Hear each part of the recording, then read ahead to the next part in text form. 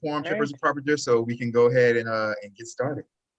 All right, great. I'll call the El Portal Sustainability and Resiliency Task Force Board meeting on August 18th to order at 4:06 p.m.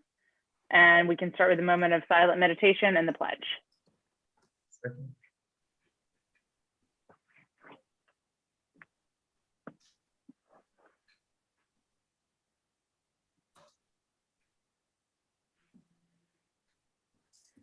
I pledge allegiance to the flag of the United States of America and to the republic for which it stands, one nation, under God, indivisible, with liberty and justice for all. All right, give me a second here.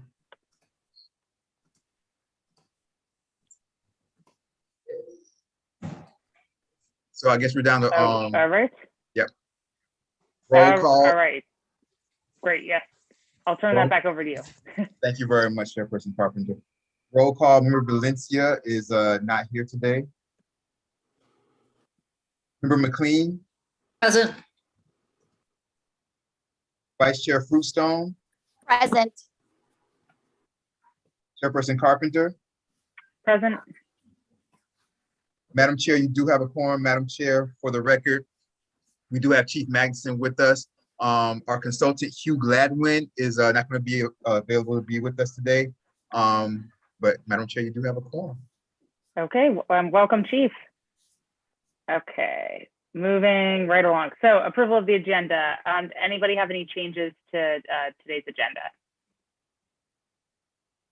The only thing I wanted to add was to update everybody on the village composting program and talk about what that's going to look like. But Mayor Nickerson, do you think I can do that in new business, or do I need to add it to the agenda? Either way, Madam Chair, either way, it's Okay. not necessarily new business because we went over the composting program in the past resiliency meeting, so we can put it H5 under agenda item and move H5 to H6. Okay. All right, I will do that right now. Okay, so can I get a motion to approve the agenda with the addition of H5 El Portal composting program and H5 moving to the new H6? I approve the agenda with the changes outlined. Okay, can I get a second? I second. All right, all those in favor of the agenda as with the changes as mentioned, say aye. Aye. All those opposed say nay.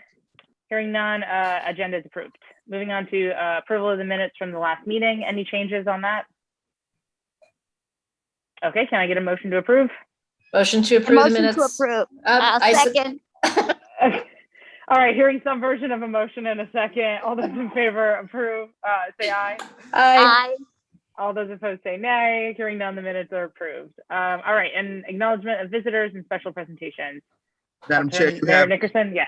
Yeah, Madam Chair, you have no visitors or special presentations for today. I don't know if the chief wants to say anything about COVID now or later, or good and welfare later. I'm not sure, but I can do it now if you like. Yes, that would be great, Chief. Just a quick report. As you know, or you may not know, the Dade Chiefs, Miami Association of Miami-Dade Chiefs, we've been working, at least in my committee, with Miami Cop Talk, two gentlemen that put it on. And in the recent weeks, we've been going intensive on a push for vaccination for law enforcement. We've been doing the research, and we had Mayor Levine Cava on the podcast. We've had a mayor from Pinecrest, other educators. We had the union president from the Dade County teachers, and a number of other dignitaries. And we're working something now out that it's not to let anything out of the bag, but we've been in talks with the heat. They've been very receptive to the community. They do a wonderful, wonderful job, and see what we can do from there. Thing is, the police are a microcosm of the community. I'd love to see more and more people get vaccinated. I think it's urgent that it happens. But from a police point, for me as the not only as the police chief, but as the committee chairperson for the COVID committee. I'd like to see it with law enforcement and corrections. I don't think it's anything. I'm not for mandates. But I am for persuasion with facts. I think it would be it's an important thing. Last year, 182 officers died of COVID. That's more than in the line of duty deaths. That's far more than were gunned down and/or traffic accidents, which usually run neck and neck when you hear of an officer losing his or her life in the line of duty. One of those things. Is the number off the table? Is it beyond? Is something that number keep you up? Well, it should, at least for law enforcement. If you took there's about 700,000 sworn full-time law enforcement officers in this country. If you did the division of the 182 into that number, it's like 1 out of every 7,000 something or something along those lines. And just to put it into proper perspective, if you were to fill up the old Orange Bowl, 80,000 strong, with nothing but cops, that percentage would equate to 23, 24 of those people when they leave dying. So you said, well, that's not such a big number in the overall scheme of things, but then I would submit to you, you pick the 24 who are going to die. And so because of that, and you hear it from the community at large throughout the country, yeah, but the odds of this or the odds of that are so minuscule. Yes, but when you catch it, they're not so minuscule. And not everybody catches. The majority of people in this country don't catch it. Fair enough. But those that do catch it, now the statistics get far worse. So it's a matter of playing a numbers game. And so putting all that aside, I've been making the push for vaccination. If you choose not to, that's fine. I don't belittle you. I don't demean you. But I'd like to offer facts. And I'm speaking to the law enforcement community, corrections community. Just had another trooper just passed who was in the paper the other day in the state of Florida. This is getting worse. And I do a lot of the research. I get a lot of the information. And I'll just leave this with you as far as the booster, which I'm a big proponent of it as well. It needs to happen and quickly. About a month ago, it was 95% of the people in the hospital are unvaccinated. 5% were. Okay. Today, 85% unvaccinated, 15% are. So now you're beginning to get an understanding of what's going on with a virus mutation. So though I'm a law enforcement professional, all the research and everything I'm doing, I'm not a disease specialist. I don't claim to be a doctor, but by researching and getting the facts, it comes with a little bit of fear. And for the people, that haven't been vaccinated, you won't need the booster right off the bat. Get the vaccination. That's going to put it in your system to protect yourself right off the bat. When it's time for a booster shot, get the booster shot. And, for sustainability and for this task force and those that are watching, it's that and going back to what we did with distancing and masking is the way to go. You don't want to catch this because the stats are just showing you, like I just illustrated a few minutes ago, what seemed like 95-5 is now 85-15. I don't know what it's going to be in a month from now, 70-30. So get the vaccine, get the booster, listen to your doctor, talk to your doctor, get the facts from scientific journals that are worth a darn, the New England Journal of Medicine, John Hopkins.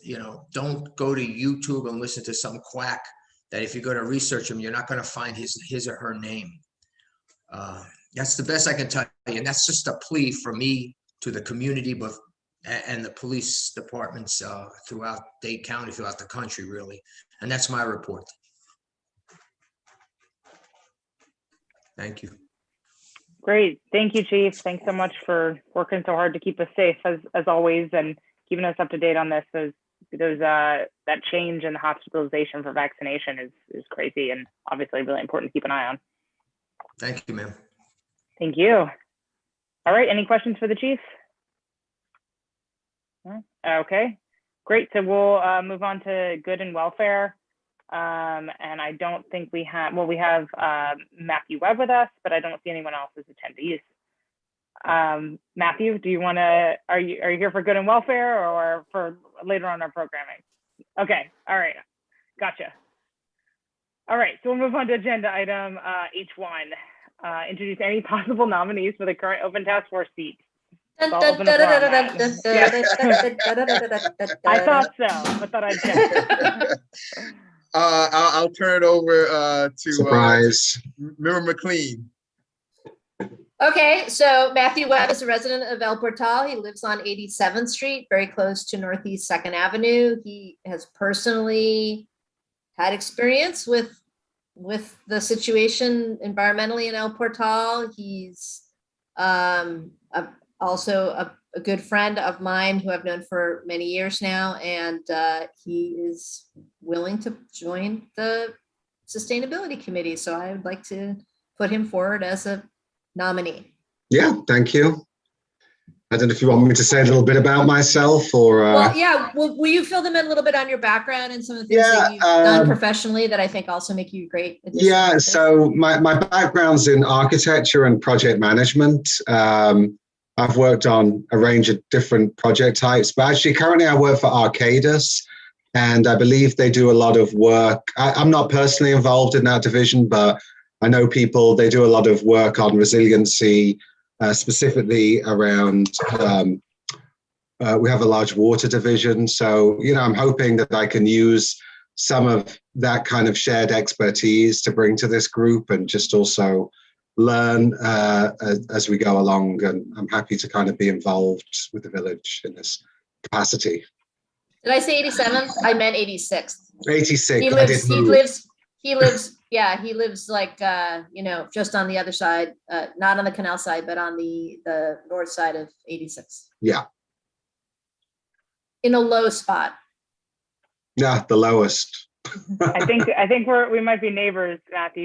You look really familiar. I'm on 86 also by the park, by Sherwood Forest Park. Okay, yeah, I'm on the other side of. Okay. Matthew's kitty corner to Adam. Yes. Opposite Adam. Yeah, but not too far. Okay. Matthew's over there heading into the El Jardín. He's gonna get some work getting done sooner or later. We just signed the contract yesterday. I signed the contract yesterday morning for the El Jardín construction to begin in October, I believe it is. Oh, what are they doing? Sorry. You guys are about to get a whole bunch of drainage.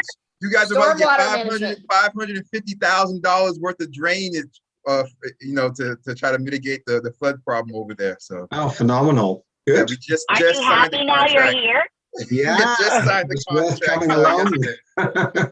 I'm in. So, Madam Chair, he is a resident, so he can be a voting member.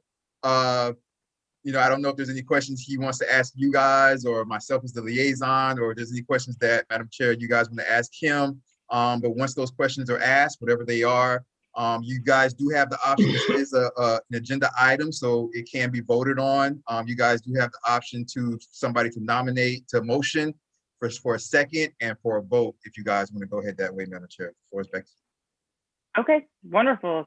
Thank you. I actually was on a meeting with the Southeast Climate Compact today, and I think I saw someone from your company speaking today. So that as soon as you said it, I swear I saw that name somewhere today. So. Small world, because I've now twice in one day. That's great. So just out of curiosity, not that this matters one way or another, just since hopefully we'll be working together. How long have you lived in the village? I lived here about 5 years, I think, 5 or 6 years. Awesome. Okay, you've got some institutional knowledge as well. That's great. Yeah. All right. Well, I don't have any other questions. I know Kristen already spoke really highly of you, but I'll open the floor up to Kristen and Maribel. I have no questions. I know Matthew. Well, Matthew, do you have any question? I don't know. I mean, I sort of pitched you on this, and you were out of town, and I don't lived in the village longer. Okay. What's that? What was that, Maribel? Maribel, can you repeat that? No, I didn't say anything other than I was only saying that I think Matthew's lived in the village longer than 5 years. I think I've known him longer than 5 years, but I'm not sure. So. It's possible. That's it. To know Matthew is to love him, and he just feels like he's always been here. It feels forever. Matthew, do you have any questions for the committee, just in terms of, I mean, I don't know if you've had a chance to get the background materials, or if you have any No, I questions. mean, I looked at the agenda. I just, it seems quite broad in scope. Obviously, I'll learn about what the main issues are that you're focusing on at the moment, and just I'll get to understand, what you require of people on the committee, and what I can do to help. Okay. Awesome. Well, just kind of from a procedural standpoint, I think you're right. The sustainability and resiliency component is really broad. And something that's great about being a member is that the agenda is set by the task force. So anything that we feel, related to sustainability and resiliency that should be addressed or could be improved, or we want to tackle, you or any members, of course, are welcome to bring that to the table, and it gets part of the agenda, and we have the benefit of the collective expertise to address those problems. And then procedurally, we were meeting every other week, but we've switched it to about once a month now. And we decide in the previous meeting. So in this meeting, we'll decide when we're going to meet next time, based on everybody's schedule. And you would be the fifth member of the task force, and most of the decisions are made by majority vote. And 3 is quorum. Right. And I think we're kind of it's a good time to join, because we're about to start a new cycle. Right. So. Yeah, we're wrapping up a few projects and starting to think about next steps. Good. Yeah, let me just say really quickly, Madam Chair, if I may. Of course. That Matthew, Mr. Webb, if you join this task force, you're joining, in my opinion, and I've been around the county, one of the not only the most intelligent task force, in my opinion, but one of the most proactive task force. Like, if you compare this task force, especially, and it's interesting because myself and the village manager, who the village manager also vouches for, Mr. Webb, you guys know me, the village manager, there's a partnership there, of course, because everything that we do and comes out of this has to cross her desk at one time or another. So, out of respect, I did tell her that, he could be a possible nominee. As I told her about the other names, and she had nothing but praises about you, Matthew, Mr. Webb. So, I just want to say that. But on top of that, with everything that we have to do, myself is involved, the manager's involved, but you have so much that the way we organize things in this task force, you have so much that's come out of this task force that was just right on point, whether it was the beginning of it when they organized the bylaws and things like that. They did it in a very professional way, and they moved on to be a part of the adaptation action area when it came to the county. And when the county first opened that up, we were highly involved in that. And so now, as they're moving into, the county's moving into a different phase, we started to think of the new things and move into the different phase, the next phase of our, task force also. So, you'll be joining a great task force. And the last thing I'll just say is, which myself and the manager was talking about the other day, which is that, El Portal would be so small compared to other municipalities. We don't wait. We don't just wait. Like other municipalities, which are large municipalities, they have their hands out much more than we do. We don't even have a lot of the resources that other municipalities have, but we are proactive, and whatever we can do, we do. And so that just kind of like that culture is also here in this task force. We work with everybody that we can, but we don't wait. Like we move on whatever we can move on to try to improve our community and its surrounding area. So you would be a great addition, in my opinion, as liaison. No, thank you. I'm excited, and I'm looking forward to learning. This is the first time I've been on a committee like this, and I'm excited to see what we can achieve for the village. Thank you. Back to you, Madam Chair. All right. Yeah. Thank Thank you for that discussion, Mayor Nickerson. Looks like we have no other discussions. Now that Mayor Nickerson has laid out the procedures, does anyone want to make a motion to appoint Mr. Webb to the task force? With much fanfare, I motion that we appoint Matthew Webb to the El Portal Sustainability and Resilience Committee effective immediately. British Prime Minister. I second. All right. Yes, Hearing Madam a Chair. motion and a second, can I get a roll call of Mayor Nickerson? Yes, Madam Chair, I just want to say for the record, Yes. that this motion, this second, is for Mr. Webb to be a voting member of the task force. Thank you. Thank you. Thank you very much. Member McLean, Aye. Vice Chair Fruitstone, I, or yay. Yes. yeah, aye or yes? Vote yes. Chairperson Carpenter, Yes. thank you Thank very you. much. It passes, Chairperson Carpenter, it passes 3-0, which is unanimous, and Mr. Webb, welcome to the task force. All right. Thank you very much. Welcome. Thank you so much in advance for volunteering and all your work, and welcome. I'm excited to work with you. Me And too. if there's any other Thanks. questions that you have, Mr. Webb, feel free to get in touch with me about anything. We are under sunshine. I'll explain all this stuff to you if you need to know about it. So you can't contact any of the members to talk about any voting items. You can't contact them to talk about anything regular, how's everything going? Hey, let's come to the barbecue this weekend and things like that. But anything that might potentially be a vote in front of the task force, you cannot discuss. And so just to be safe, I would say, in which we practice, do not email any of the task force members. You can email me, and we can go through things like that. But any other questions, and we'll go through it, and me, you we'll make a phone time. We can have a phone conference. I'll email you later, and we'll set up a phone conference so that we can go through all the rules, and then you can ask me questions. Understood. Just to be safe, just know that it's better just never to email any of the task force members. And that's something that's kind of hard to remember with that is Mayor Nickerson will send us out emails to the whole group, and you can't reply all, because then you'd be emailing all the other task force, so you can only reply to him. We can't communicate amongst ourselves. Right. We can only communicate to the mayor. All right. Well, great start to the meeting. You. But just to be clear about that, right? So it's about committee business only, right? I say this because Matthew and I and our respective spouses barbecue together, and we can still share our Indian snacks and just not talk about it. Yeah, which is why I particularly said if there's a barbecue coming up or something, you can say, hey, I'll see you at the barbecue later, and this, that, and whatever. But nothing business wise you guys can discuss. And I would just assume that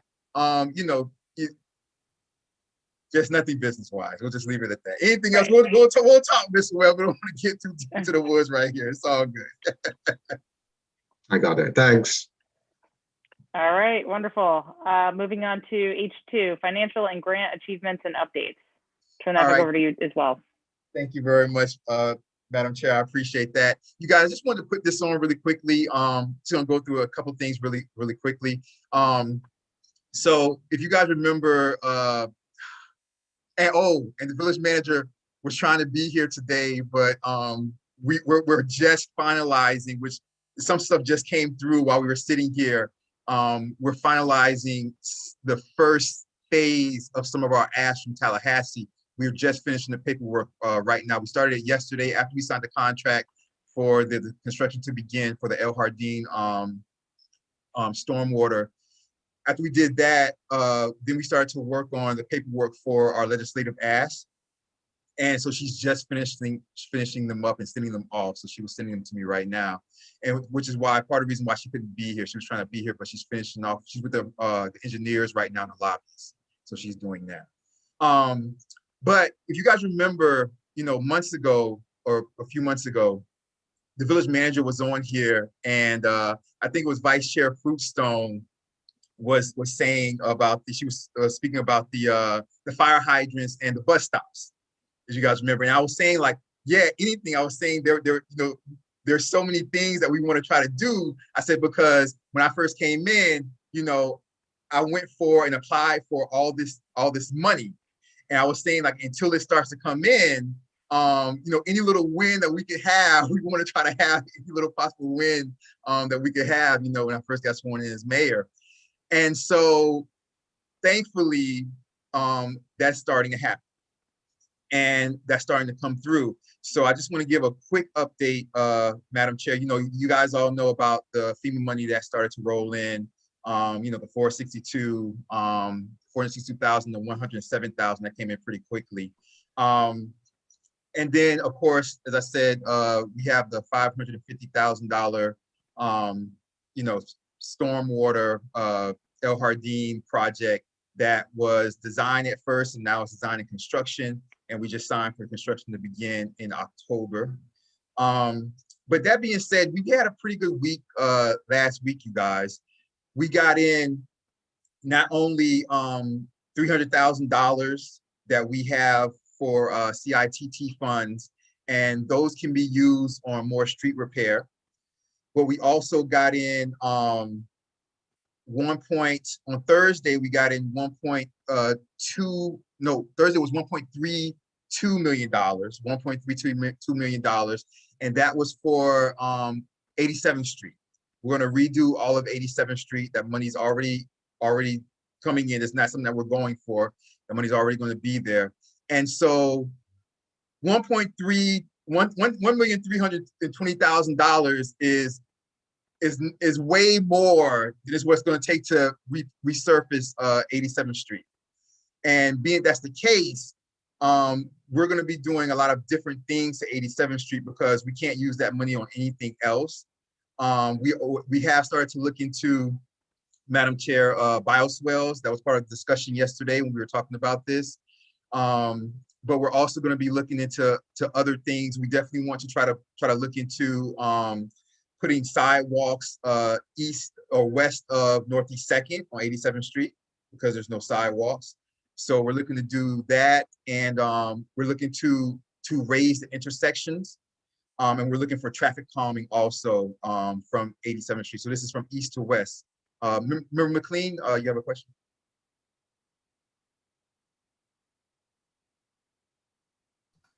Yeah, I just because I haven't been tracking it very closely, I wanted to ask if you could just help put it in the minutes for us, like how much of the IRMA money has now been recouped from the state? Like what's still outstanding? Yeah, so we still owe 600. I'll give you the exact number in 1 second. We still owe $679,000. 679,000. Yeah, 750.56 cents. So we received. Go ahead. And are we expecting that full balance? I mean, yes, theoretically, that still that is covered by what we're still expecting from the state. Right? Absolutely, absolutely. I'm going for everything. So, and like I said, when I came in, it's good. Money starting to roll in, because of a lot of relationships have been repaired and things like that. So, everything's starting to work out well. So that was 1.32 million, and that was Thursday. We got that in after we got in the $300,000 for the CITT funds that can be used for more street repair, additional street repair. So the CITT funds for the $300,000 for the CITT funds, that's not just for 87th Street. That's for overall El Portal for any type of street repair, potholes, and anything like that. So that's 300,000. Then there's the 1.32 million for 87th Street. Right? That's resurfacing sidewalks, whatever we want to do to 87th Street, raise intersections, any type of traffic calming, which there's certain traffic calming that's not allowed under it, but there's some general traffic calming that is. And then that was Thursday. Friday of last week, we got $1.2 million, and that's for technology upgrades throughout El Portal. The first thing I'm going to do with that 1.2 million, which is not going to take anywhere close to all the 1.2 million, is that I'm going to be putting Wi-Fi in all of our parks and green spaces. So that's the first thing that we're going to do with that. And then we can use it for other technological upgrades, like in Village Hall and places like that. But as far as parks go, not only am I going to put the 1.2 million, I'm going to use a a small amount of that. We already contacted AT&T and Xfinity. I'm gonna be using a small amount of that to put the Wi-Fi in all the parks. But we also have right now about $600,000 to $800,000. We're gonna see, because some of that money, we're gonna see if we can, if we have to reallocate that $200,000, we might have to reallocate that for some of the impact fees for the new businesses going up along the Biscayne Park. That will affect the police department. But so we have at least $600,000 on top of that just for park renovation. All right. So we have $600,000 on top of the 1.2, where part of that's going to be used for technology in all the parks. And then technology on top of that throughout the village. But we have another $600,000 and maybe even $800,000 for just park upgrades. Not only that, we put in yesterday. We put in yesterday for an additional $435,000 for park improvements when it comes to drainage and things like that. So that will help out with drainage for like Sherwood Forest Park and things like that. We haven't gotten that yet, but we put in for that $435,134. On top of that, we went for a grant. It was a municipality grant, and they say that we're looking pretty good as far as getting it. I put in for it a while ago now, and the grant should come back. I think the grant should come back probably within like 6 months to see if we have it or not. That's going to be $900,000, and that's for the Village Hall. And with that, if we get that, we'll be putting a second floor on Village Hall. We'll be modernizing Village Hall, new windows and things like that. All these are non-match grants, so we don't have to match them. But that's all that was for. It's for buildings, it's for government buildings. So we put in for that, and we're getting word that we might be in good shape on getting that. We also today, which is part of what she's been finishing up, the village manager, we put in a legislative ask for, once again, the sewer on Northeast 2nd. And that total ask is $5,150,000. So we're getting a lot of money in. There's a lot of money that we've asked for that's in like the middle, toward the 75% completion mark. And there's money that we just started the process of asking for.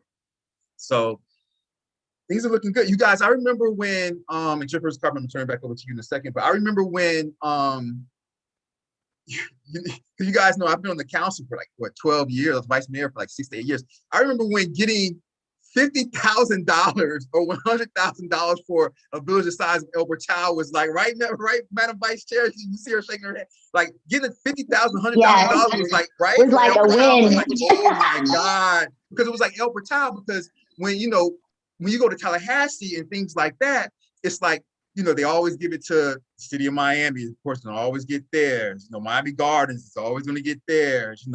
Coral Gables, which is kind of small, but Coral Gables has such a longevity of lobby and just historical lobbying Coral Gables has, because they're so old. So like, Coral Gables would usually get their money, and then the bigger cities and things like Aventura will always get their money. But El Portal would always be left with crumbs.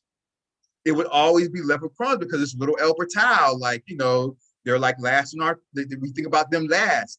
And so it used to be getting $50,000, $100,000 was like, oh my God. But now I'm just saying, and a span of 8 months, 6, 7, 8 months, like we're getting in like hundreds of thousands and millions of dollars for things. So it's just, I just feel like, all the work that, has been put in, with the village manager, Chief Magnuson, myself, it's just everything's just starting to like, just come to fruition, just kind of like all my dreams are starting to be realized in a way.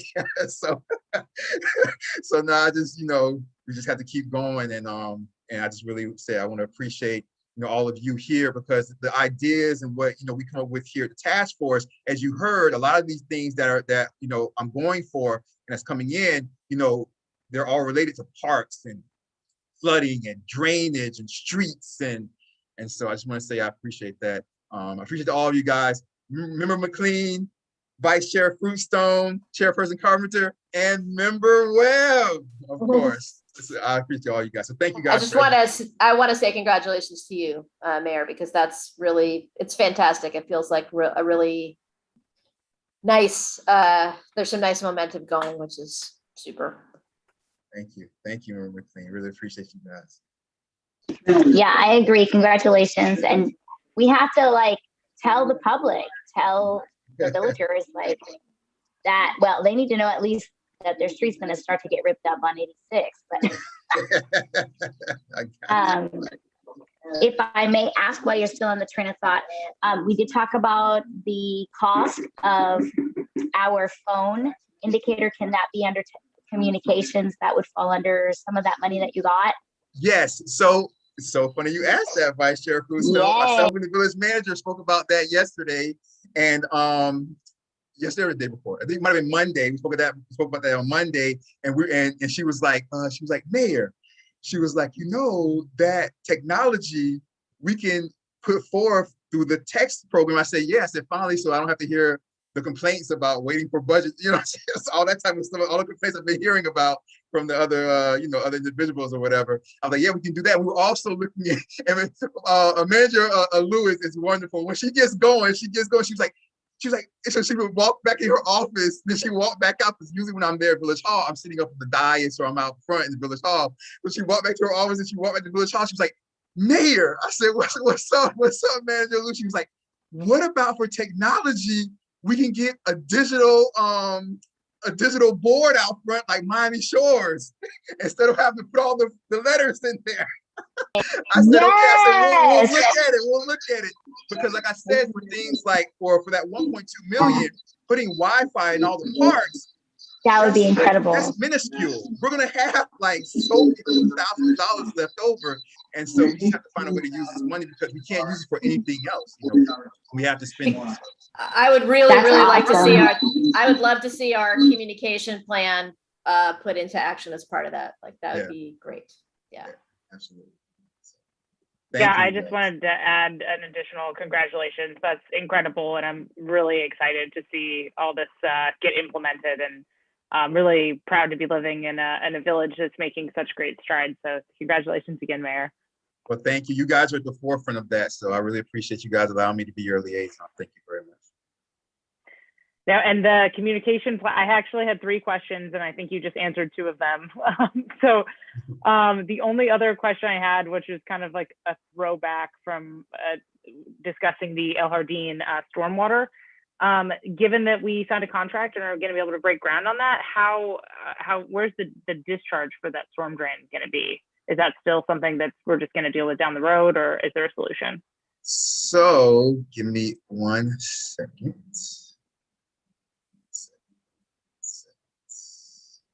I have in my notes.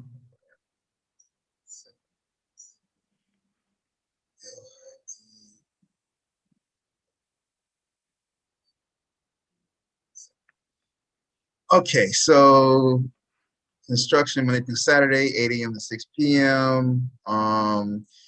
Tico Gas says that 1 manhole may be in the way. They have to fix that before they get started. There's a water main and buried phone line they have to take care of before they get started. Street closure will be to local traffic. Street closure will be closed and they'll be open to local traffic only. We'll have El Portal Police that they're going to pay for.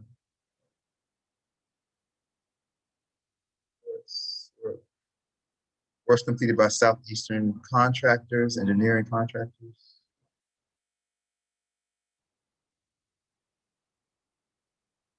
You know what? It doesn't, I'm looking here, it doesn't mention, hold on 1 second. So this might answer your question, because you might know about this more than I do, Chairperson Carpenter, all of you guys maybe. All right, so it says here that residents will see catch basins primarily once the job is over. They said that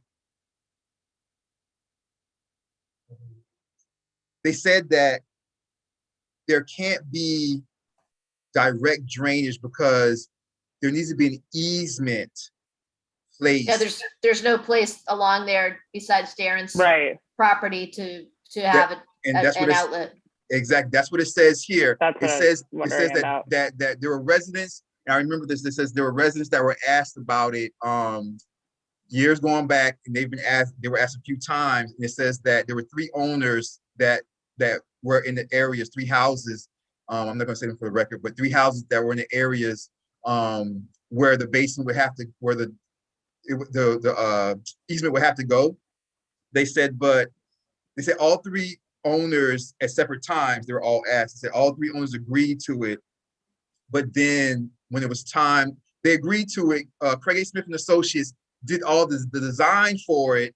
And they're such good people, Craig A. Smith and Associates. Let me just say this as a side note, because even though they did the designs for all 3 locations, which took them, time to do it, all 3 owners got a lawyer, and the lawyer said, no, they're not going to allow it to get done, that one lawyer.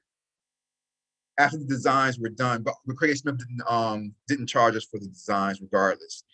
And so El Jardín is shovel ready, they say, but the outfall is the problem that is stopping everything because of the easement situation.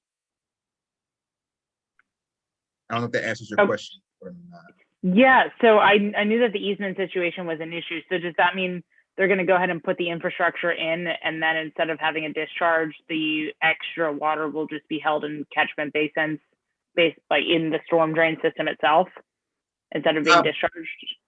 I believe so, but okay. Don't like. I'm not. I'm not. No, totally. I believe so, but I don't want to say the wrong thing. It has here. They're using contact pipes, plastic pipes.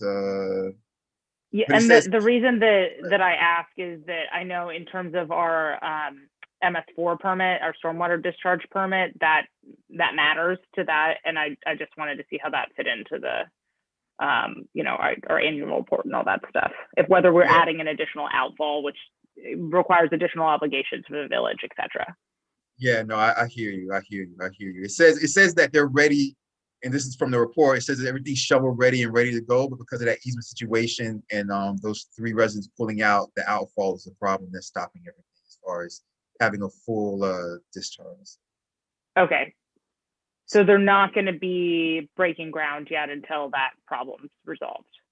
No, I think they are though, Chipper, because it says that at the end of this project, what residents will see is no more standing water, and once the job is over, it says high quality catch basins. Okay. Will be like established throughout El Jardín.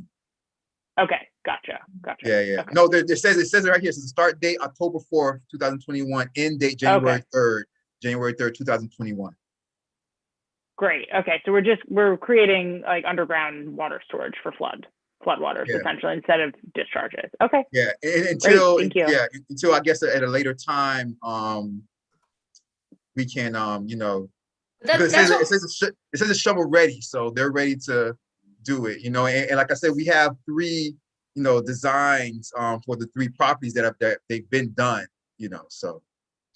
And that's what we have on the west side. There are catch basements in the current stormwater management at the corner of Northwest 3rd and 86th. So there's an area there where we have older catch basins. Okay, that's really helpful. I think that, I know we talk about the stormwater map, a lot. I think that does anyone know whether that's what's also on the east side of the village? Because there's storm drains, but I don't think we have an outfall. Is it just catch basins? I believe it's just catch basins. I believe so. Okay. Gotcha. Okay. That makes sense. Thank you for clarifying that. Yeah, no, and sorry, I'm not an expert at No, that's okay. But whatever I can find out. And when I do the I don't know if you guys look at the meeting minutes. Yeah, of course you guys do. But when I do the meeting minutes, the notes or whatever, I go back and I watch the entire, because I'm not as quick as Courtney first of all. But Courtney, the thing about it is Courtney was like, Courtney was off camera and typing the entire time while we were talking. You know, but I'm trying to like, you know, I'm trying to answer your question and be engaged. So I'm not typing as we're talking. So what I do is I go back and watch the entire video, and then Oh my gosh. I pause and type. Which is probably why if you look, my minutes are much longer than Courtney's minutes used to be. They're great. Yeah. So, oh my gosh. because I look at the whole That's video and I extra work. pause and type like a Saturday or Sunday or whatever. So I hope you watch it at like 6 times speed. no, it's all good. But what I'll do is when I go back and see this, I'll get all your questions that you just asked, Chairperson Carpenter, and I'll be able to like kind of go to the village manager and ask me those questions to get prepared for the next meeting. So I'll okay, yeah, that'd be great. Thank you. Sorry to create more work for you with that question. You're good. I love you. I know we've been looking into stormwater stuff, so I just want to make sure I understand how that's going to work and fit into the larger MS4 permit. Absolutely. Before we move on, let me just say, last but not least, this is very small, but I'm just trying to apply for all type of grants out there. We got a grant in. The money's in already. $20,000 to put exercise equipment in the nature trail. Wow. You know, on top of all the other $600,000 we have for. Wow, I never thought that would ever happen. Are we going to get? We never thought that would happen. Never thought it would happen. That's great. Hey, we did it. It came through. $20,000. Just got it. So we got it last week. So a lot of stuff started to come in last week. This is incredible, Mayor. This is fantastic. Congratulations. You guys, that's amazing. All right. Anyone else have anything on the H2? Also, H2 is as good as H1. We're killing it, guys. Any other H2 items? No? Okay, great. We'll move on to H3, which is El Portal historically designated locations. Is this something we wanted Mr. Gladwin for?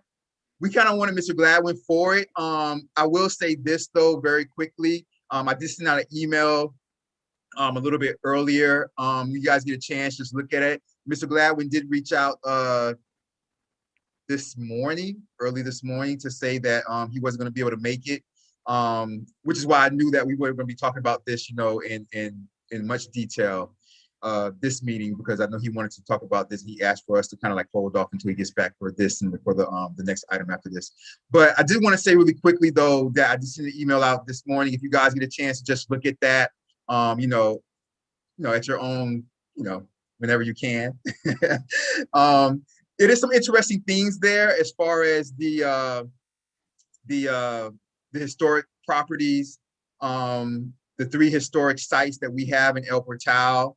Let me just do this real quick. 1 second.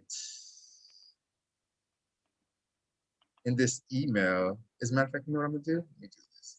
This will be even better. I'll go to the actual email instead of photo. 1 second, people. All right.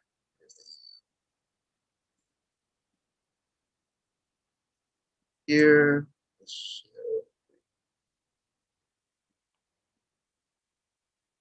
So this was the email. It was sent this today, 11:16 a.m. So if you look at this, when you guys get a chance to look at this, like for example, this right here is very interesting because I think it's number 6, number 16, 20, and 105. I say that in the email. 16 is right here, El Portal House. It was designated historic 1983. Number 20 is Sherwood Forest House. And it was designated historic 1983 also. And the other one is 105.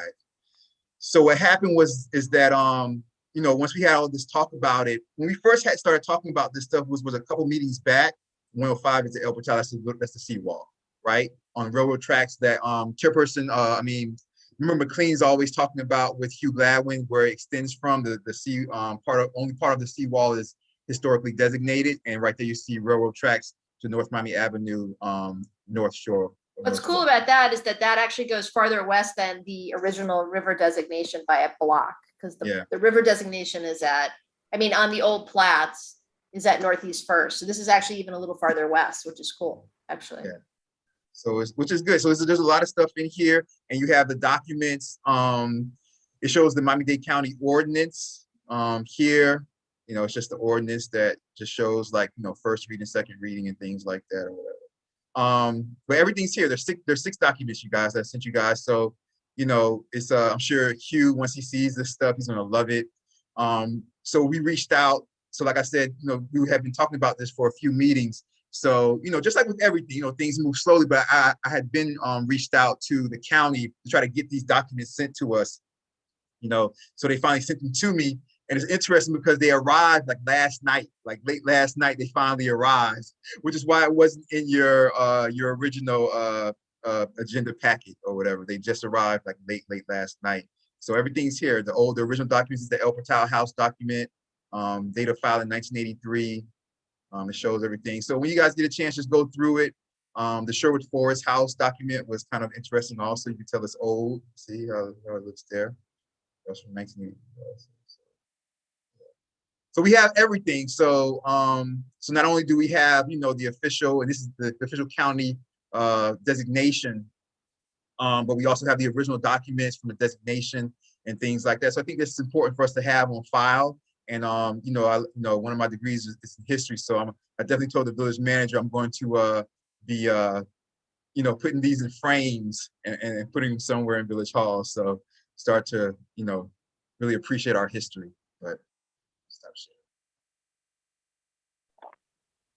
Awesome. Thanks, Mayor. And I am sure that Hugh will want to address that more next time, but I took a look at that and that's super interesting stuff as well. And obviously relevant to our development and stormwater in the area too. Okay, anything else on H3? All right, moving on to H4. So this was the one that the village manager was going to attend, but she couldn't make it today. Is that right, Mayor Nickerson? Yes, she couldn't make it. And Hugh also said that he wanted to really speak on this. Also, let me quickly say though that, that there was something that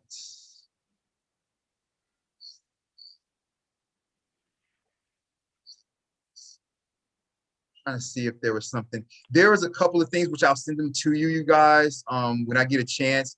I got a couple of asks. I was asking around, and I got the stormwater. Me and the village manager, we do have the stormwater, the latest. Remember last meeting, if you guys remember, Chairperson Carpenter was asking for the stormwater design. And I was saying that because of the Craig A. Smith and the Pannoni situation, there were so many things happening as far as Craig A. Smith turning some things over to Pannoni, keeping some things, that there were a lot of different kind of addendums going around. So I said that we would have to, get the latest one. And then I emailed you guys after that. And I said that part of the problem is that we didn't have it digitally. So, myself and the village manager, we went and we're trying real hard to get it digitally. And we got one thing in as far as it goes digitally. A second. I'm not going to say too much on this because I know Hugh really wants to talk about this.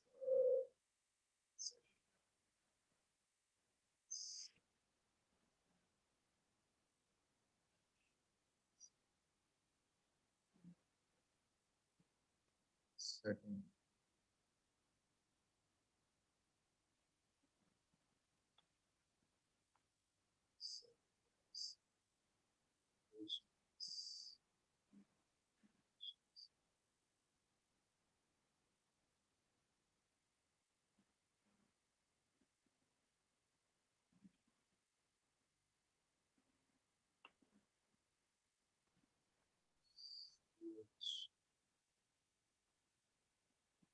All right, here we go.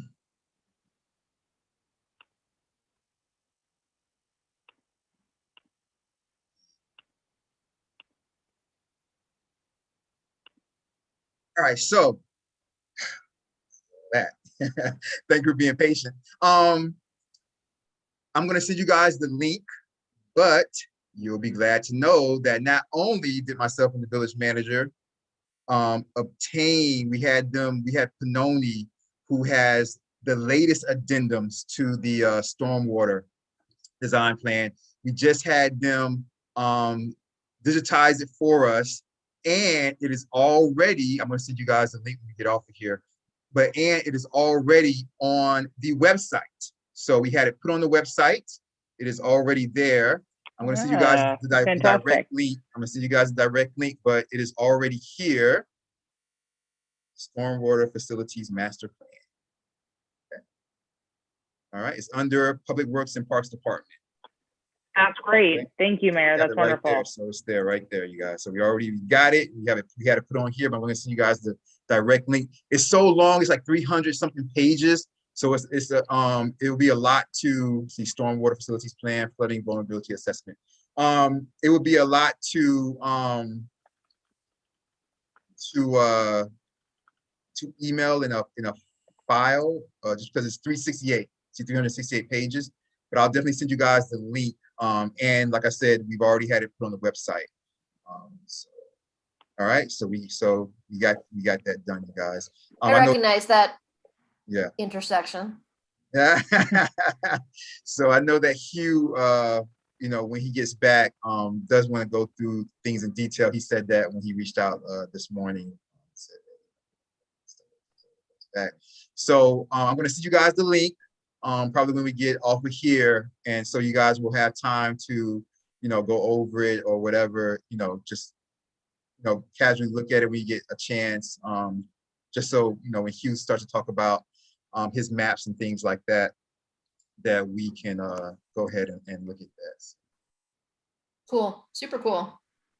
Yeah, great news. Thank you. Thank you, you guys. All right. Anything else on H4? Not really, but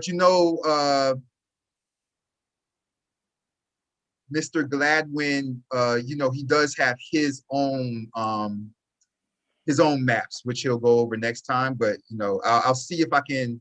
I know I have his things also, his emails also with the links to his maps. So when we get those, we'll definitely look at those also. I think here's.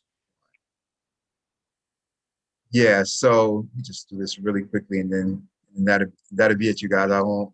We're trying to make this meeting not too long, Madam Chair. We're trying to. I got y'all. I'm gonna make this really quickly. No, that's great, Mayor. And I'll take a look at that stormwater drain. I'm sure I'll have, unfortunately, more questions. But yeah, no, it's all good. That's how things get done. And this is from Hughes. And most of us do have this, but I will send this out to everybody once we get off here also. But this leads to the link to all of this, which is he has wonderful things here, and these are all PDF maps also here, and down here he has the white paper and things like that. So, all right, I'll send all that. All right, thank you, Mayor. Thank you very much. No, thank you. Anything else on H4? All right, we'll move to H5, the new H5, which is the composting program. And actually, I may turn this one back over to you as well, Mayor Dickerson, just to summarize what happened and where we're headed on that. So thanks to the heavy lifting of Chairperson Carpenter, she came to a meeting. She sat through a council meeting, as I always say, there the task force meetings are like, the loves of my life. You guys are. The council meetings are not so much, but Chairperson Carpenter was there for entertaining council meeting. If I wouldn't say so myself, Chairperson. I think that's a correct summary of that meeting. Entertaining, council meeting, but she did the heavy lifting. She got it passed, you guys. She was very interactive during the council meeting, brought up great points, and she brought it. It passed through the council. So where we're at right now is we're going to be putting together like packets for all of the residents, and we're going to be sending them out. All right, so that's where we're at right now, and that should be happening this week. I'm just waiting for the supplies to get in for the packaging, and what I'm going to be doing is I'm going to be putting them in. I'm going to be putting them in kind of like doorknob hangers, plastic bag doorknob hangers, and envelopes. So there's a lot of papers that's going to be very 1 second. 1 second. Let's take 1 second.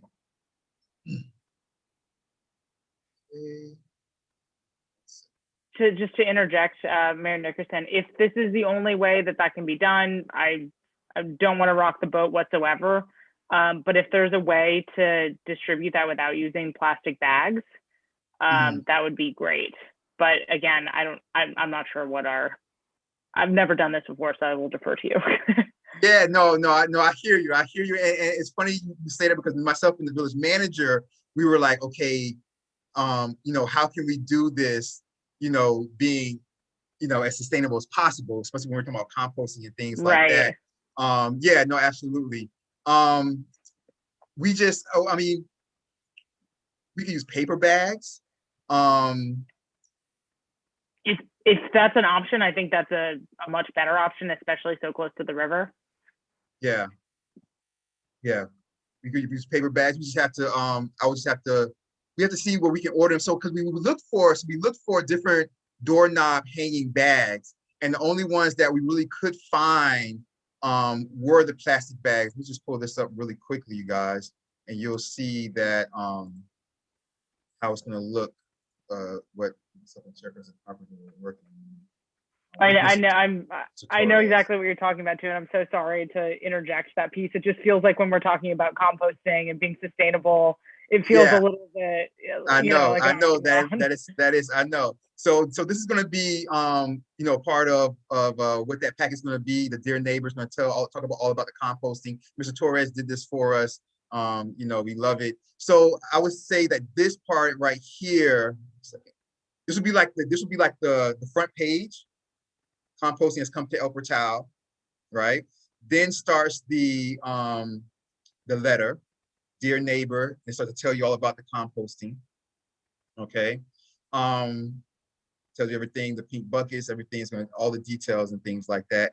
Then it tells you, if you want to sign up, because we haven't reached 299 individuals yet. If you want to sign up now until we reach 299 individuals, the bi-weekly program, each resident, if you want to sign up, you'll pay $19.99 a month.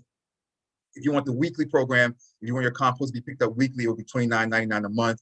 It goes down by $1 once we hit the 300 mark, and it's the 600 mark and the 800 mark as far as villagers go. Right here, he has like how to sign up. He makes it really easy, additional info, the contact information. And then right here, he has the compost made easy, looks really exciting, very simple. Right. So he has that. He also has for us this additional item is going to go into the packet. So it's going to be a packet with all of these papers, and it's more information about, informing the residents about compost. Mr. Mayor, can you share that with us, the committee? I will. Yeah. Absolutely. So this is going to be very nice. Go ahead. Is there any way to add something? I think this looks fantastic, but is there any way to add something that makes it clear that this was sponsored and passed by the village and not just an advertisement from a company, that was, you get the like lawn maintenance things on your door from companies that are walking around. So maybe just a letter from the counselor from you, just saying we're doing this, right? And that the idea, maybe not to toot our own horns, but it would also be nice to let them know that this idea came into the village through this community also. Yes. I would second that. Maybe the village logo or something, right, to appear on the first cover, like how it says coming to El Portal and it says compost for life. It needs to have like the El Portal seal, and that might be a more official way of like saying, hey, this is from the village. Well, what I'll do is I'll write a letter. That will be a cover letter, right? That'll be the cover letter, and then the second page will be the compost has come to El Portal. I'll champion it in the letter. Can we add that El Portal is the first municipality in Miami-Dade County to adopt a composting program too? Yeah, I'll put all that in the letter. I'll put all that in the letter. Like I said, all this stuff I won't forget, because when I go back and watch the minutes, and when I do the minutes, I'll see all this stuff, so I'll know exactly what to put into the letter. No, absolutely, 100%. And I'll put all these things into the letter. Absolutely. So this is a third party service that's providing this. They're gonna drop off buckets and it's for individual households. Yes. Is there any option for like subscribe. You have to subscribe? Is there to any say- option to take your waste to a location, or this is the only option to have your own individual bucket? I think So that would be this a is question. the only, I'm sorry, go ahead. Go ahead, Chair. First. This was the only option so this is the only company in Miami-Dade County that does this first. Right. And the only option that they've given us is this, which is it's a 5-gallon bucket that has a seal on the top so you can keep it, in your kitchen under the sink, which is what I've previously done in my compost, and there's not been a problem, or, outside, and you just leave the bucket on your front porch on pickup days. They take the bucket and leave you a clean bucket and you take it back inside. So it's really, really easy for residents. And then every 6 months they bring you compost, actually. And then if you're a person that wants to use that compost, you can, it's yours to keep because you're subscribing. And if you don't, when it was passed through the village, we've set up an option, or we will set up an option that you can donate your compost to the village, and then the village can use it in our parks. That's great. So yeah, I mean, it's a whole new concept. I think it's great. I haven't heard of it before. I'm interested. I hope people adopt it. I mean, I guess not that it's cost prohibitive, but I know when people have to sign up for things and put their wallet there, it becomes something of an afterthought. But no, I think it's fantastic. I hope people, really understand it. And I agree. I think some of that endorsement for the village will really help. Yeah, I think that education is going to be a hurdle for us, and that's something I wanted to bring up by making this agenda item as well. Is that to the extent that we can all talk to our neighbors and like spread this around and make this bring this up as discussions around the community rather than just getting that door hanger and forgetting about it. I think that'd be great.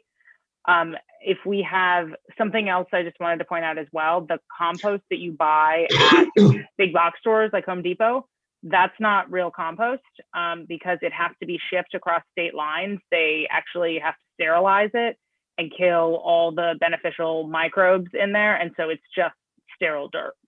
And compost, if you're a gardener or a landscaper, compost has a ton of benefits, a ton of carbon sequestration. And so I've, in chatting with neighbors as well, they're like, oh, well, how much does it cost me to go buy compost from Home Depot as opposed to subscribing to this? And the answer is that you can't buy this at Home Depot. So I just wanted to mention that to you all as well for the discussion, you're having with neighbors. It's the good stuff. Yeah, exactly. And in terms of the environmental impacts of this too, there's so many microorganisms living in compost that are eating carbon and methane and all that bad stuff that it's not just the benefits for your garden. It's an environmental benefit as well, of course. But then I wanted to throw it out too, and I know Maribel always has a ton of great ideas about this. But do we have any kind of brainstorming or thoughts about ways that we could encourage residents to do this, or just educate residents on this aside from, the awesome packet and email that the mayor's putting together, which I think is fantastic, but is there anything else we can do? I have an idea, and maybe we've thought about it, but can we get a video up on the village website that like an educational page that just addresses and it could be Elizabeth literally putting the camera on you and having you say exactly what you just said, but in a video that we can put up online, just something that, and it's that makes also the case for it. on the Instagram. Put it on the Instagram and channel and on the Facebook channel. And or do we have any thoughts about a community garden where we could use all this compost that maybe people, it sounds like there might be a lot of compost that people might not be using, and we could expand that and use that within our own. I know you said putting in the parks, but maybe more like a vegetable garden or allotment or something. Could be by the plant stand, by the community plant stand.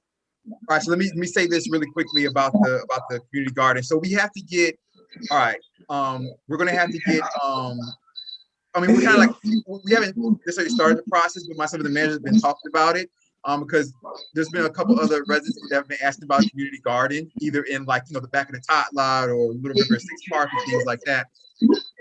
us getting this money for the park development. Sorry, Omar, there's a lot of background. I'm having a really hard time hearing you. Can people, there we go. No, we're good. Vice Chair Fruitstone's working. She's at work while she's here with us. She has like so many people in the background over there. It's all good. We appreciate you, Vice Chair Fruitstone. But when we got that money for the park upgrades, that $600,000 to $800,000, the $20,000, all that type of stuff or whatever, part of that is for the upgrades. When we asked them if part of the upgrades could be a community garden, they said no at first. They said no for the community gardens. So we're trying to find a way, but we asked them, they said they'll look back into it. So we're in that process right now. But right now, as it stands, we can't put any community gardens in the parks, because then they say it doesn't it's not compatible with the upgrade money and what the grant said that the money had to be used for the upgrade. So we can't right now. Okay, so but it's the limitation. I was wondering whether if it was some kind of like liability limitation, or whether it was a funding limitation. So if we got other money, we could potentially revisit that. Yeah, no, it's not funding. It's not funding. It's just that for what the grant is for, what the grant is for, it doesn't allow that. But it also said for what we got the money for the grant for, it goes against putting the community garden in there. It's something weird. Like it was weird when I was sitting in the it's a limitation of that grant. There's no like inherent liability issue that the village has or something like that with a community garden. No, it's not a liability. It's not a liability that the village has. Okay. But they were saying that until we finish the upgrades of the park through this grant, then we can't add a community garden to the parks. Understood. Until we finish the upgrades for this grant, we can't add a community garden to the parks.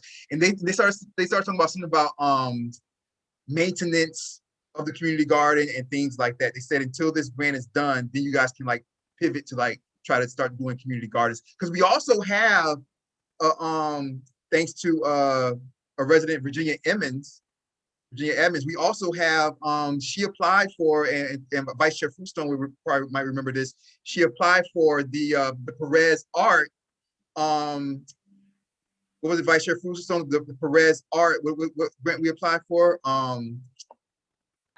It's for sculptures. Sculpture garden. To beautify, it's a sculpture garden, it's to beautify the green spaces.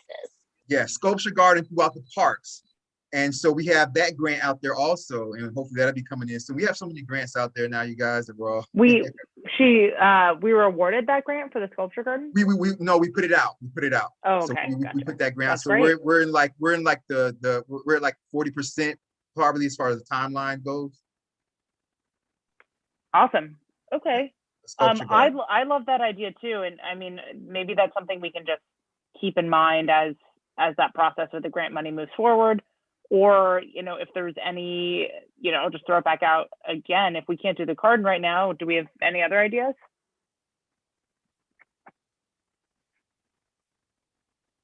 While you guys are thinking, let me just say this real quick, you guys, because you guys might be able to help me out. So the village has share this real quick. The village has a account with Uline.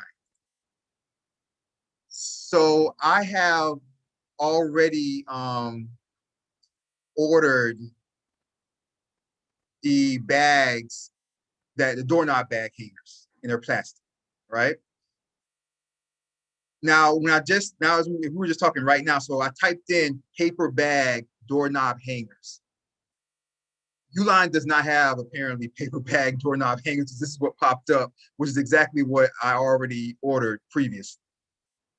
So if you guys can find another company that has paper bag doorknob hangers, so I can put the stuff in, this will just be a paper bag doorknob hangers. So, you know, the paper just don't fly away and fly down the street and stuff like that.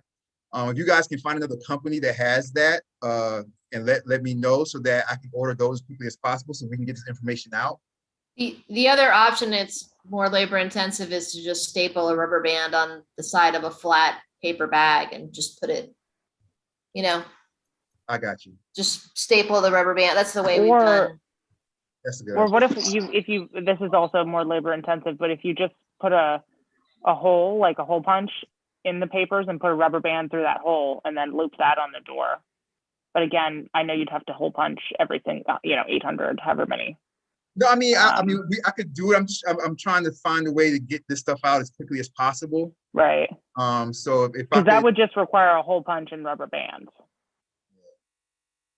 I can tell you though, as somebody who's done drop off flyering, that is gonna be very hard to flyer with a multi-page document with a rubber band, because a lot of times it has to be rolled up or stuck in someone's screen or whatever. Which is why the plastic bags, you can just drop it in there, hang it on the doorknob. You know, it's gonna be simple. But if we can find, I mean, just look, if you guys can just, you know, I'll look also, if we can find somewhere where it has the same thing, that same type of things where we can hang, you know, on the doorknob. But if it's just you know, a lot of money was spent on the education for this committee, so surely amongst us we can figure out and solve this problem. I have confidence.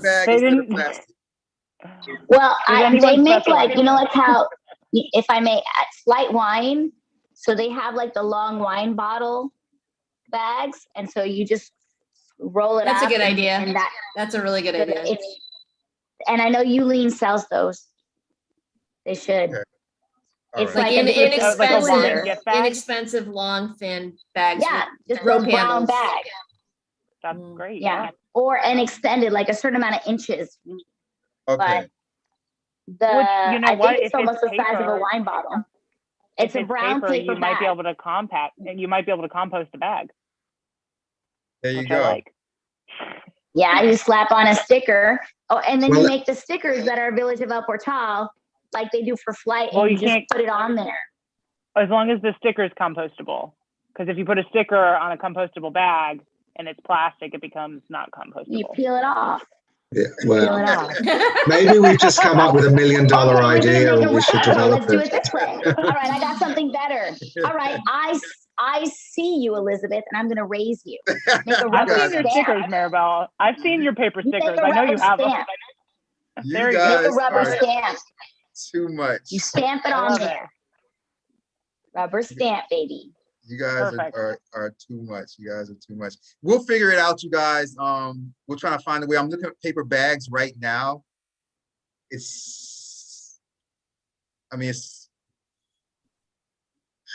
me see if I can measure one. I know I have one. We're gonna have to. I'm looking at these here because these have the handle already. So they're easier. I can also hang these, on doorknobs. Because this cub one might be able to fit the papers. I'll have to look. These are a lot more expensive than the little plastic bags. So the village manager, I'm gonna clear that with her. We'll figure it out. We'll figure it out. I can look a little bit tomorrow too. Okay, I'll measure the length of the size of this bag. Right, hold on a minute.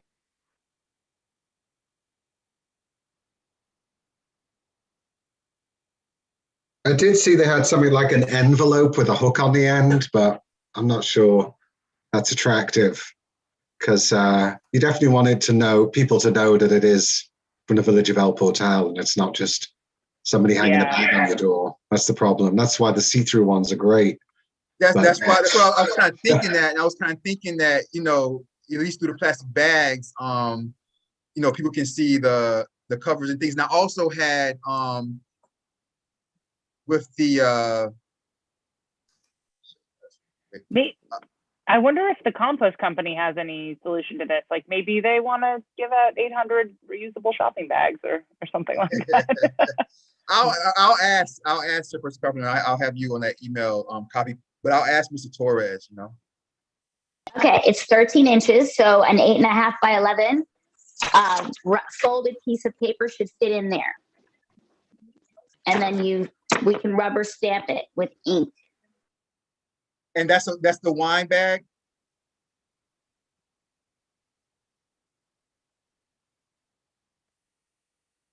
I happen to have a piece of paper right here. Woo! Rolling it up. Does the village have a rubber stamp by any chance? Fits. No, we don't. No, we don't have a rubber stamp. We don't have a rubber stamp. Yeah, I mean, I have the wine bags here. I mean, it it doesn't look terrible. I think that's a great idea. I appreciate it, Vice Chair Fruitstone. If we can find any company that does have anything that does hang like this with just paper bags, I'd really appreciate it. Also, for letters that can be folded up in like letter format, we have that.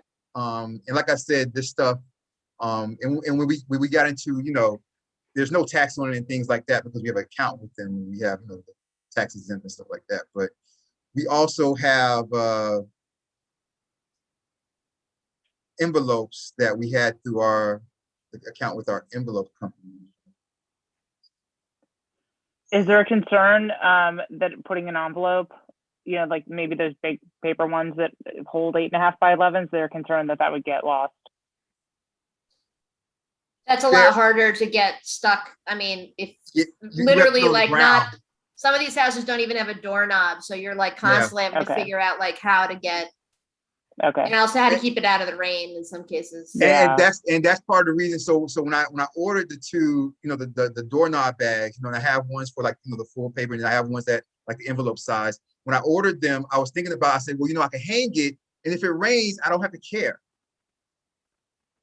I don't have to care about all the papers getting wet as much. And that's another reason why we went with the plastic. Plus, like I just showed you, Uline didn't have the paper bags like this, which is what we were initially looking for myself.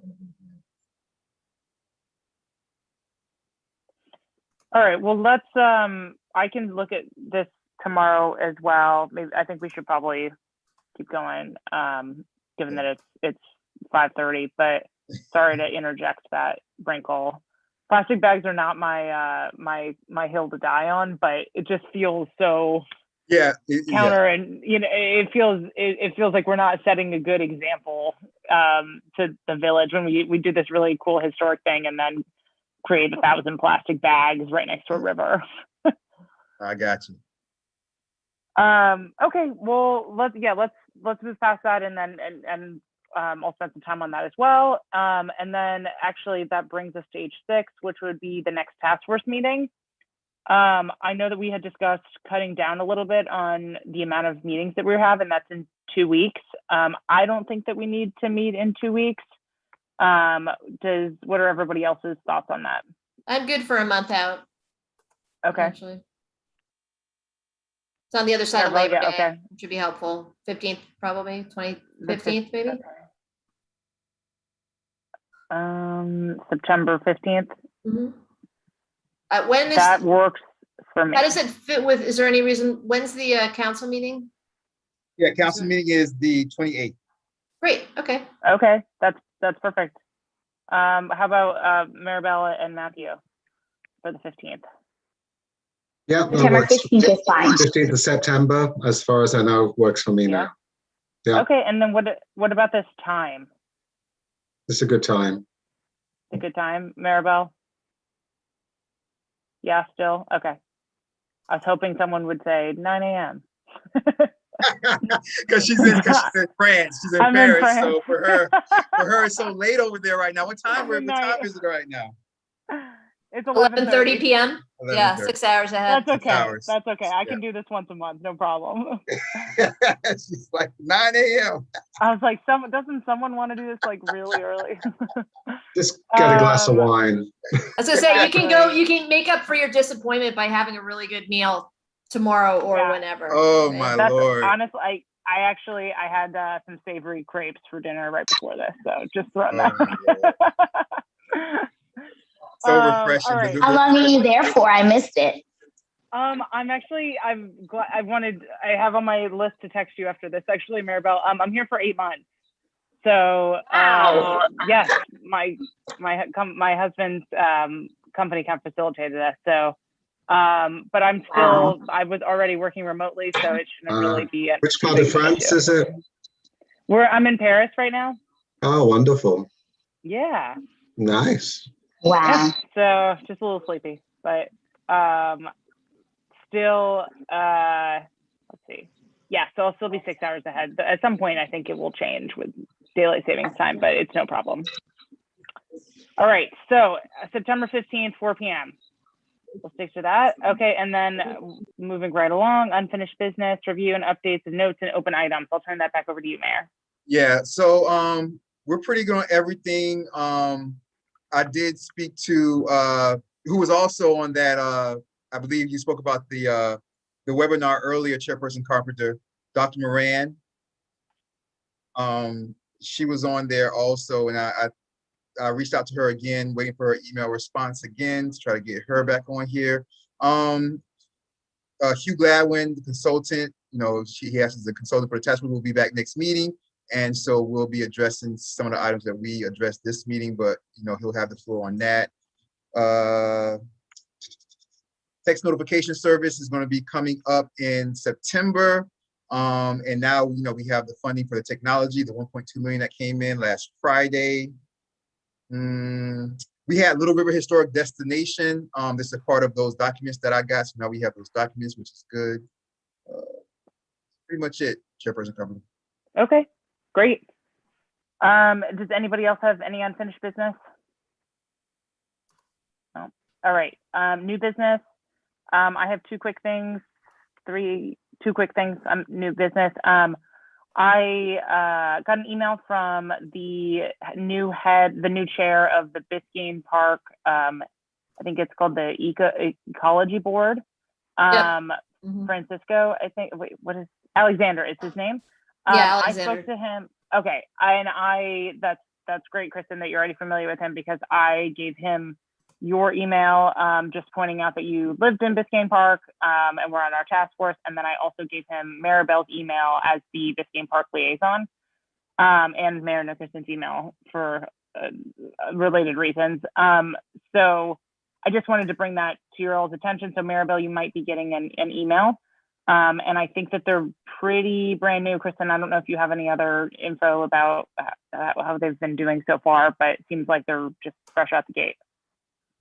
Yes, as far as I can tell. I suggested that he and I just find some time to grab a coffee. So I'll know more after that. Oh, wonderful. Okay, great. Yeah, just wanted to give you guys that update. And then I also reached out to Miami-Dade County about the adaptation action area plan, what the status of that is and next steps, but I just emailed them this morning, but I'll let you guys know when I hear back from them. And then the last thing, I haven't looked into this, but I know, I think we're over our 1 year, we've been in inception 1 year ago, and doesn't that trigger some new obligations for us to be reappointed or re-vote on the chair, vice chair positions? I just wanted to flag that. Yeah, what we have in there is that, and I'll look closer just to make sure I'm not forgetting anything else, but all we have in there is that after 1 year, we ask you guys if you want to continue on the task force. Okay. And if you don't want to continue on the task force, then we can either vote new members on the task force, or it can go back to council, and a particular council person can appoint somebody to the task force. Okay. So do we need to formally do that, or we just keep going?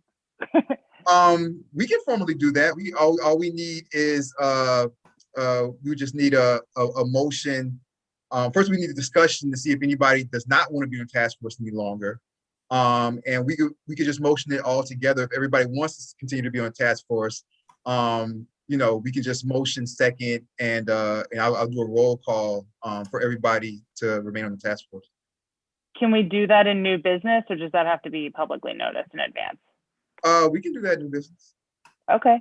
And then the second part of that, I think we should just go ahead and do that. And then the second part of that, do we need to have a discussion about chair or vice chair positions?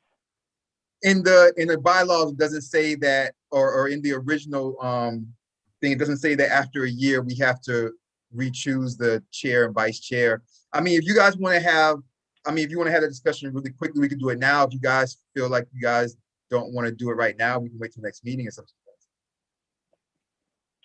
I'll open that up to you guys for comments on whether you I'm want fine to do it now. I'm discuss fine to do it now. I'm also fine to wait till to put it on the agenda for the next meeting in case there's anybody who wants to come forward and has, Okay. Strong feelings about wanting to join or whatever. Or want someone, yeah, I think that's great. Okay. Maribel. So I'll put it on the agenda. There'll be 3 votes then. We probably should, we could take it person by person, but at the very least, there'll be 3 votes, which would be, it'll be 1 vote for all the members to stay on the task force. It'll be a vote for the vice chair to remain the vice chair and a vote for the chairperson to remain the chairperson. Or I should say it like this, it'll be a vote for everybody to remain on the task force, a vote for the vice chair and a vote for the chairperson. Okay.